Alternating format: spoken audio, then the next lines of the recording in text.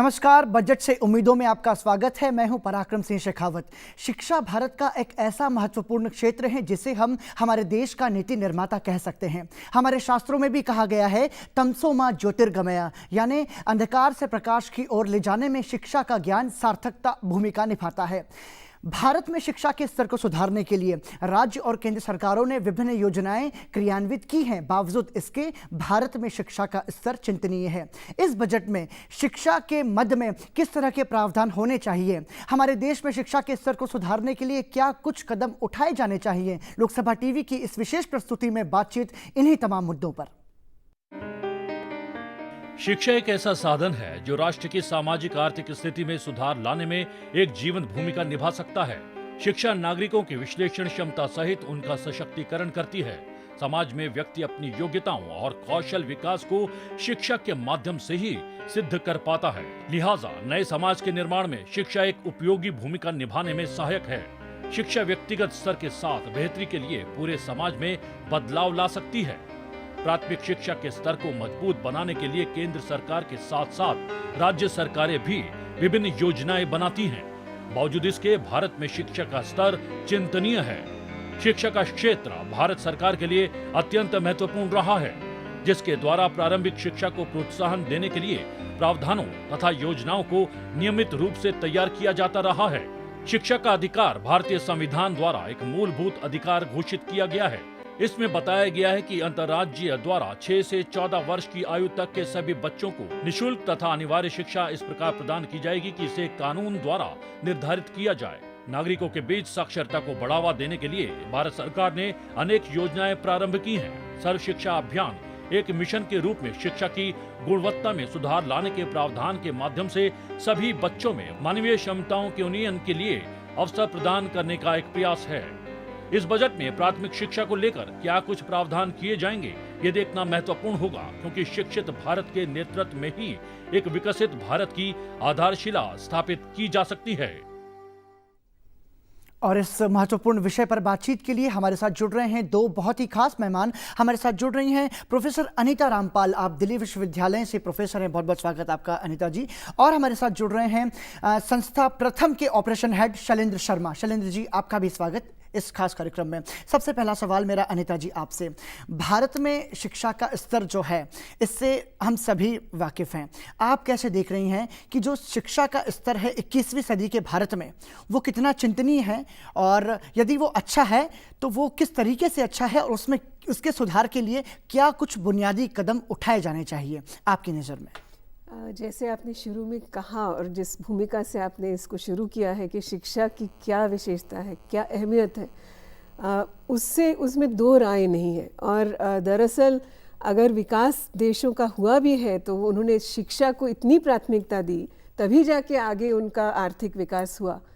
हम लोगों ने इसको इतना समझा तवज्जो नहीं दी है, और छुटपुट क्योंकि हमने ये सोच लिया कि जो लोग शिक्षा में आ गए हैं, जैसे हम मध्यम वर्गीय लोग हैं, उसका फ़ायदा उठा रहे हैं, तो ठीक है, हम और उच्च शिक्षा में क्या करें, आगे क्या करें, और बाकी लोग ठीक है कहीं ना कहीं थोड़ी बहुत स्कूलिंग करके वो स्किल्स में चले जाएंगे, काम में चले जाएंगे। मेरा ख्याल है एक पूरा हमारा जो समेकित समझ है शिक्षा को लेकर, खासकर जैसे आपने कहा कि एलिमेंट्री एजुकेशन, प्रारंभिक शिक्षा किस तरह सिर्फ एक व्यक्ति से बढ़कर के सिर्फ एक व्यक्ति की शिक्षा नहीं है, वो एक व्यक्ति का विकास नहीं है, कैसे वो समाज को एक साथ लाने में, समाज में जिस तरह से एक एकता और समता बनाने में, और फिर समाज में ये भावना डालने के लिए कि हम सिर्फ शिक्षा की बात नहीं कर रहे, उससे स्वास्थ्य भी जुड़ता है, उससे और चीज़ें जुड़ती हैं, उसकी जो अहमियत अन्य देशों में भी समझी गई है।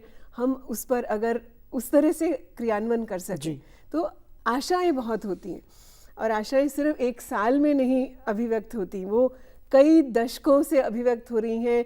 5-5 साल की योजनाएं बनती थी, तब एक हमारी उम्मीदें बनती थी। तो इसलिए हमारे लिए यह है कि हाँ, अभी पिछले कुछ सालों में जैसे हमें बहुत फ़ख्र है कि हमारे देश में इतने सालों बाद जाके एक राइट टू एजुकेशन, एक अधिकार बना है कि हर बच्चे को, हम ये नहीं कह रहे कि बच्चा आए स्कूल और माँ बाप का दायित्व है, ऐसा नहीं। सरकार ने कहा है, देश का दायित्व है कि देश हर बच्चे को सही शिक्षा, अच्छी शिक्षा दे सके, पर वो बच्चे केवल स्कूल तक पहुंच जाएं, आगे उसके हमने क्या किया है, सरकारों ने क्या किया है, और केंद्र सरकार को इसमें काफ़ी भूमिका निभानी पड़ेगी। हमारे यहाँ ये दोहरा एक दायित्व है कि कॉन्करेंट लिस्ट पे भी है, स्टेट्स की भी भूमिका है, पर इसको केवल स्टेट्स पे छोड़ना और ये कहना कि केंद्रीय सरकार तो कुछ फंड्स दे देगा, नहीं, मेरा ख्याल है अगर ये अधिकार है और ये सरकार की का ये मानना है कि सरकार की इसमें बहुत भूमिका रहेगी पूरे राष्ट्रीय विकास के लिए, वो कैसा राष्ट्र बने और किस तरह का विकास हो, दोनों चीज़ों में, तो इस पे बहुत प्राथमिकता की ज़रूरत है। फंड्स एलोकेशंस कम हुए हैं, ज़्यादा नहीं हुए हैं, उसकी चिंता है जो लोग इसमें काम कर रहे हैं। कि एक तरफ से बहुत खुशी है कि हाँ एक अधिकार है, पर 5 साल हो गए, क्या किया हमने उसके बारे में? केवल संख्याएं देखकर हम संतुष्ट नहीं हो सकते। गुणवत्ता पे सवाल है, टीचर्स की कमी है, टीचर्स के प्रशिक्षण के लिए, उनकी शिक्षा के लिए संस्थाएं नहीं। शिक्षा जैसे महत्वपूर्ण क्षेत्र में गुणवत्ता बहुत मायने रखती है। शैलेंद्र जी, आप क्या कहेंगे, भारत में शिक्षा का जो स्तर है आपकी नज़र में कितना चिंतनीय है? बिल्कुल, गुणवत्ता को हम लोग अलग से नहीं देख सकते। ये इंटीग्रल हिस्सा है शिक्षा का। जब बात करते हैं शिक्षा का अधिकार, तो उसमें गुणवत्ता निहित है, वो कहीं अलग से नहीं आएगी। हम इस शताब्दी में एक बड़ी ही यूनिक चीज़ देख रहे हैं इस देश में।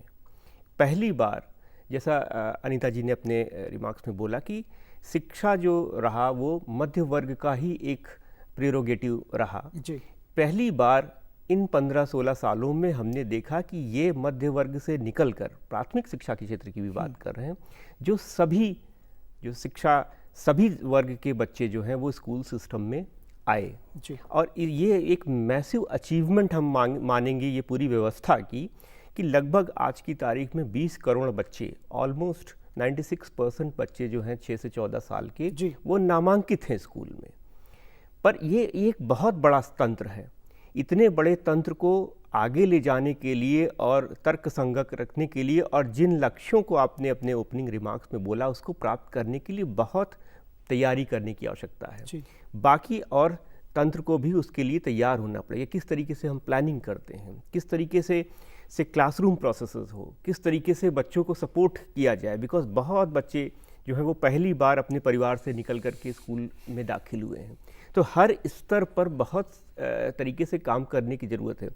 पर हमने ये देखा हुआ है कि जो हमारा एजुकेशन डिलीवरी का तंत्र था, उस तंत्र में आधारभूत सोच के लेवल पर या उसको रीस्ट्रक्चर करने पे बहुत ज़्यादा अभी ध्यान नहीं दिया गया है। सो लिहाजा ये तंत्र जो कुछ 70-80% बच्चों की शिक्षा के लिए व्यवस्था या प्लान करता था, सोचता था, आज सडनली उसको 96% बच्चों के बारे में सोचना पड़ रहा है। तो उसकी तैयारी व्यवस्था की कितनी है, वो एक बहुत महत्वपूर्ण मुद्दा है। ठीक है अनीता जी, शिक्षा के अधिकार अधिनियम की अगर हम बात करें तो आंकड़ों पर नज़र डालें तो 19 करोड़, लगभग 19 करोड़ बच्चों को इसका फ़ायदा पहुंचा है, जैसा कि आपने भी लगभग 20 करोड़ का आंकड़ा दिया। आप क्या मान रही हैं, इसमें चुनौतियां कौन सी हैं? क्योंकि मध्याह्न भोजन जैसी व्यवस्था भी स्कूलों में लागू की गई ताकि बच्चे स्कूल आएँ, भोजन के माध्यम से ही आए, लेकिन वह कम से कम स्कूल तो पहुंचे, शिक्षा तो ग्रहण करें।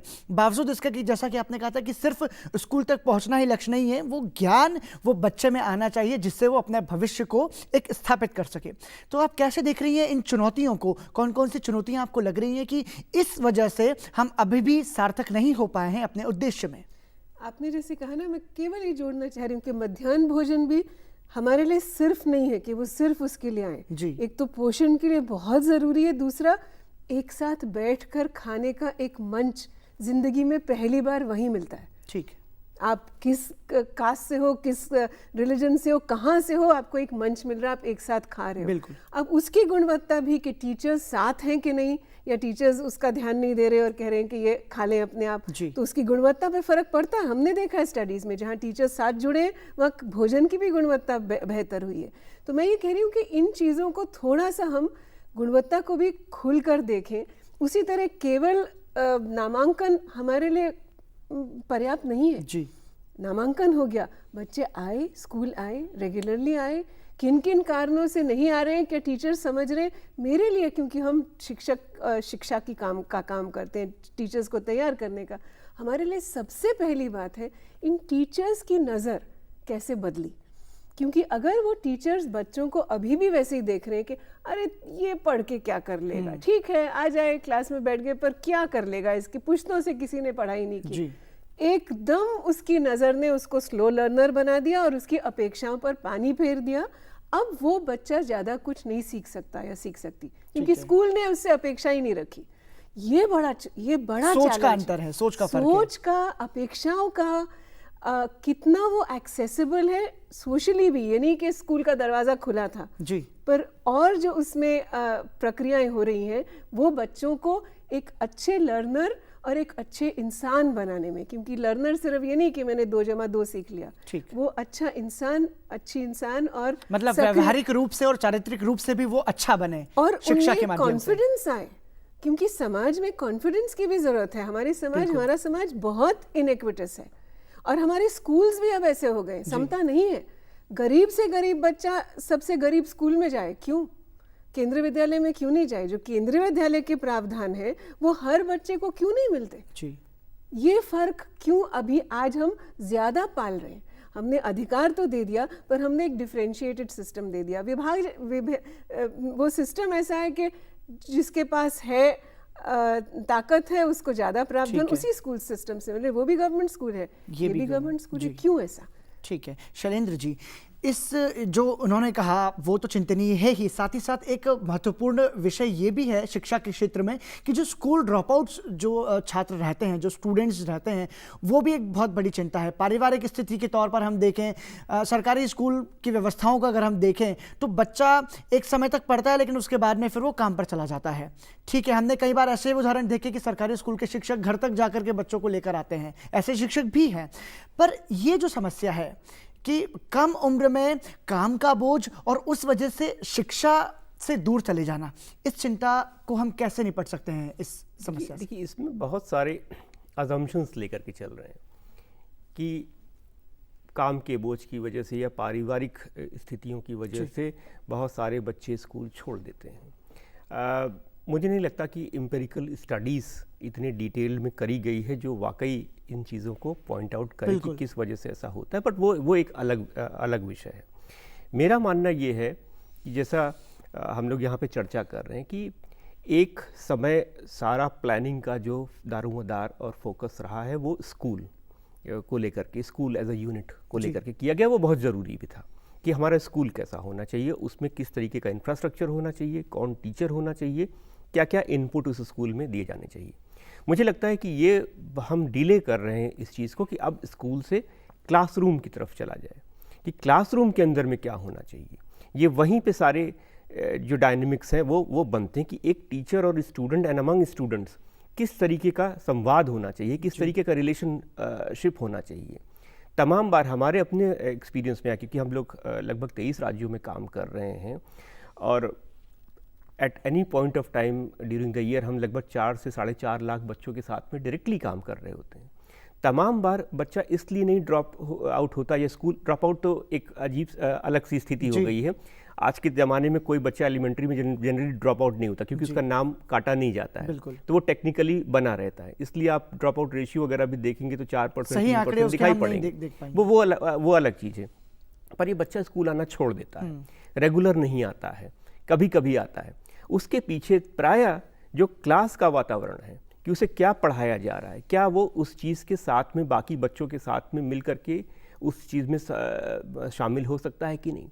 तमाम बार जैसा हम लोग प्रथम की एक annual status of education report जो आती है, जैसा हमने पाया कि 5वीं में आधी से ज़्यादा बच्चे जो हैं क्लास में वो एक ऐसा टेक्स्ट नहीं पढ़ सकते जो दूसरी कक्षा में। सबसे बड़ी चीज़ यही है। हाँ, सो अब जब क्लास में उसके 5वीं के लेवल पर अगर मान लीजिए शिक्षक पढ़ा रहा है कोई चीज़, तो वो उस पूरी गतिविधि में अपने आप को शामिल होता नहीं देखता, वो छुपने का प्रयास करता है और छुपते छुपते फिर वो बाहर निकल जाता है।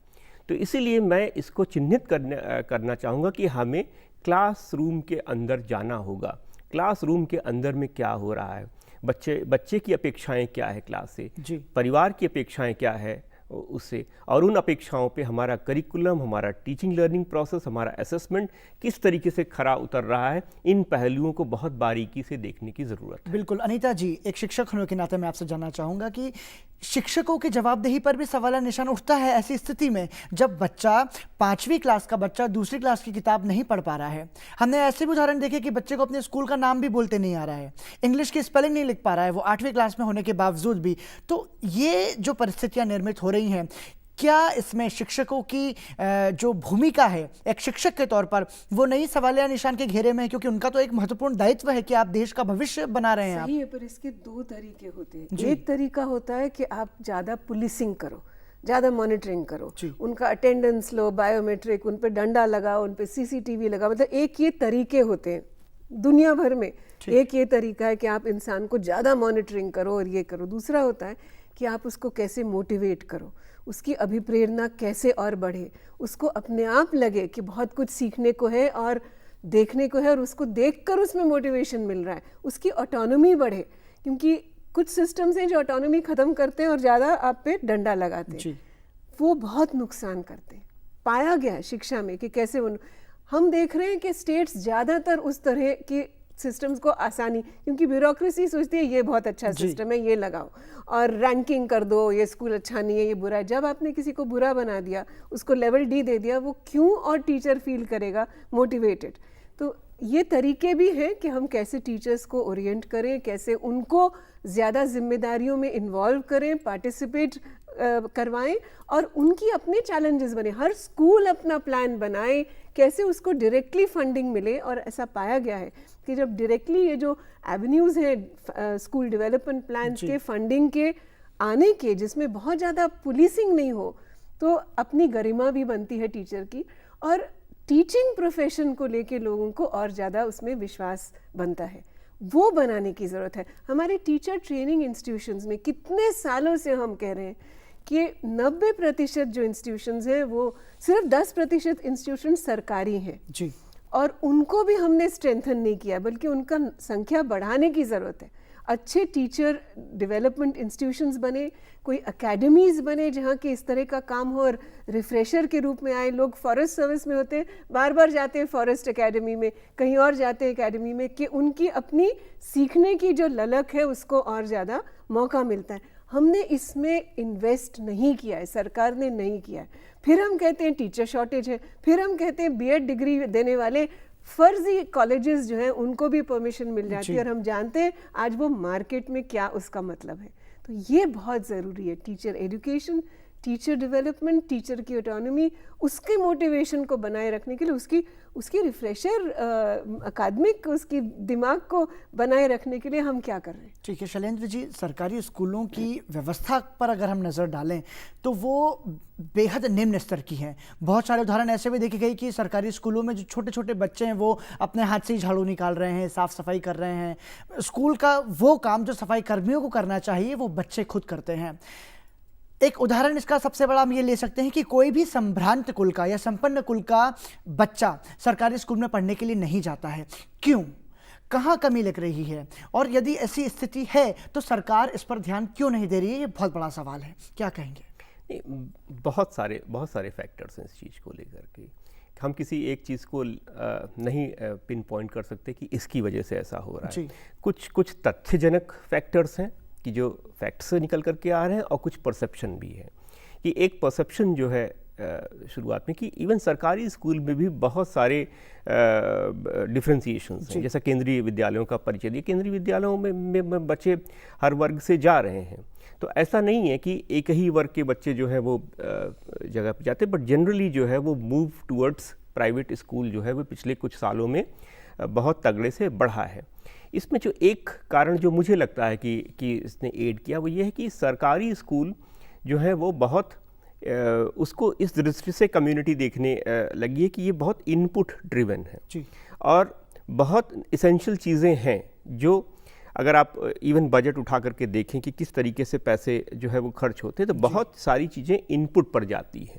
वो एक आउटकम की जवाबदेही क्या है कि अगर मैं अपने बच्चे को स्कूल में भेज रहा हूँ, भेजने का डिसीजन लूँ, तो मैं क्या एक्सपेक्ट करता हूँ, क्या वो होगा। मैं अपने बच्चे को मिड डे मील के लिए या वर्दी के लिए या बस्ते के लिए नहीं भेजूंगा, मैं शिक्षा के लिए भेजूंगा।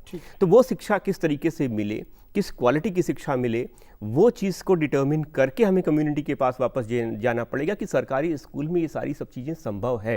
ये इनपुट के अलावा ये आउटकम भी है जो यहाँ से निकल करके आएगा। ये कनेक्शन शायद स्थापित कर पाने में हम लोग अभी तक कामयाब नहीं हुए हैं। शैलेंद्र जी, बजट की अगर हम बात करें तो शिक्षा के मद में पिछले वित्तीय वर्ष में 68,960 करोड़ रुपए शिक्षा के मद में आवंटित किए गए थे। आप मान रहे हैं कि इस बजट में इससे ज़्यादा का प्रावधान होना चाहिए, क्योंकि जिस तरह शिक्षा का स्तर है उसको सुधार के लिए आवश्यक होगा अच्छा प्रावधान बजट में? मैं बिल्कुल नहीं कह सकता, बिकॉज मेरे पास कोई बेसिस नहीं कि मैं ये कहूँ कि इसमें और बढ़ सकता है कि नहीं बढ़ सकता है। बट क्लियरली ये देखा गया, मैं एक पहलू को लेकर, मैं सारे एस्पेक्ट ऑफ शिक्षा के बजट पर मैं नहीं जाना चाहूँगा, बट मैं एक पहलू को पे देखना चाहूँगा, क्योंकि पिछले 2013-14 के बाद में से जो एलिमेंट्री एजुकेशन पे जो एलोकेशन है वो डिक्लाइन किया है, कम हुआ है। पिछले 2 साल में हमने देखा कि वो पीक हुआ था एलिमेंट्री एजुकेशन पे, जो सेंट्रल एलोकेशन था वो लगभग 39,000 करोड़ था। बिल्कुल, मतलब 14-15 और 15-16 के मुकाबले 9.70% घटा है। वो घटा है, पर वो घटने का प्रभाव कहाँ पर दिखाई देता है कि उसमें कौन से चीज़ें हैं जो काटी गई है। जो सबसे स्ट्राइकिंग चीज़ वो लग रहा था वो ये था कि जो स्टेट ने प्रपोज करा यूनियन को कि हमें इन मदों में पैसा चाहिए, और जो सैंक्शन हुआ स्टेट में, वो एक बड़ा इंटरेस्टिंग सा आंकड़ा है, अकाउंटेबिलिटी इनिशिएटिव ने एनालिसिस करके उसको पब्लिक डोमेन में रखा है कि क्वालिटी के मद में 13-14 और 14-15 में, 13-14 में मात्र 8% और 14-15 में 14%। मतलब जितना स्टेट ने मांगा उसका 8% और 14% जो है वो सैंक्शन किया गया ना। क्वालिटी एक मेजर, हम लोग बात कर रहे हैं क्वालिटी की, सबसे जरूरी, गुणवत्ता की बात कर रहे हैं। और अगर उसमें इस तरीके का डिक्लाइन होगा तो फिर हम क्या उम्मीद करते हैं। और क्वालिटी में क्या था, लर्निंग इम्प्रूवमेंट प्रोग्राम जैसी चीज़ें जो स्टेट जो है वो इम्प्लीमेंट करते हैं। पर इंटरेस्टिंग बात ये है, जैसे शुरुआत में बोला कि स्टेट्स भी अपनी जिम्मेदारी समझ रहे हैं, तो कुछ स्टेट्स ने अपने रिसोर्सेज डाले उस मद में, ठीक है, पर यहाँ पे बहुत गुंजाइश है क्वालिटी के तहत और फंडों का एलोकेशन जो स्टेट खर्च कर सकें अपनी कैपेसिटी को स्ट्रेंथन करने के लिए। फॉर इंस्टेंस, जैसा अनीता जी ने बोला, डाइट्स, SCRT, ये आपके एकेडमिक इंस्टीट्यूशंस हैं, यहाँ से आप फ्यूचर टीचर्स निर्माण करेंगे। जो करंट टीचर हैं उनको किस तरीके का एकेडमिक सपोर्ट मिले वो यहाँ से आएगा। ये एरियाज हैं जहाँ पे स्ट्रेंथन करने की आवश्यकता जो है वो बहुत है। बिल्कुल। अनीता जी, अंतिम प्रतिक्रिया आपसे, किस तरह की उम्मीद इस बजट से शिक्षा के क्षेत्र में, बहुत संक्षेप में? एक सबसे पहले तो ये बजट से उम्मीद है और सरकार से भी उम्मीद है कि हम बच्चों को एक अच्छा माहौल दे सके और ऐसी शिक्षा जो वाकई सशक्तिकरण की शिक्षा है, केवल नाम के लिए नहीं हो, मगर उसके लिए क्या स्कूल कैसा हो, टीचर्स की तैयारी कैसी हो, और हम बच्चों को फेल ना करें। ये जो RT बना था बहुत लंबे अनुभव से बना था, उसके बदल कर उसके नियमों को, और हम कहने की डिटेंशन करके फेल करके अच्छे लर्नर बनेंगे, नहीं बनेंगे, पहले ही छट जाएंगे। बच्चे आ रहे हैं, उनके आकर उनको वहाँ पर जो हम जिस तरह की एक गरिमा देनी चाहिए स्कूल को और टीचर को वो दें।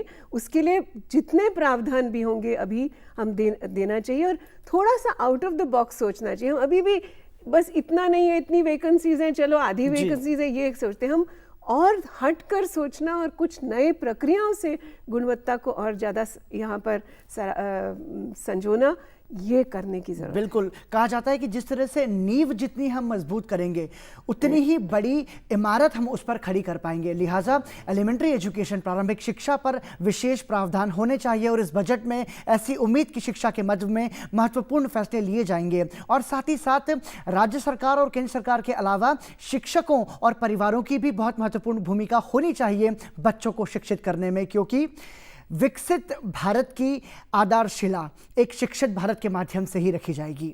आप सभी दर्शकों का भी धन्यवाद ये कार्यक्रम देखने के लिए, और आप सभी अतिथियों का भी, दोनों अतिथियों का धन्यवाद शिक्षा के महत्वपूर्ण मायने समझाने के लिए। इस कार्यक्रम में फिलहाल इतना ही। नमस्कार।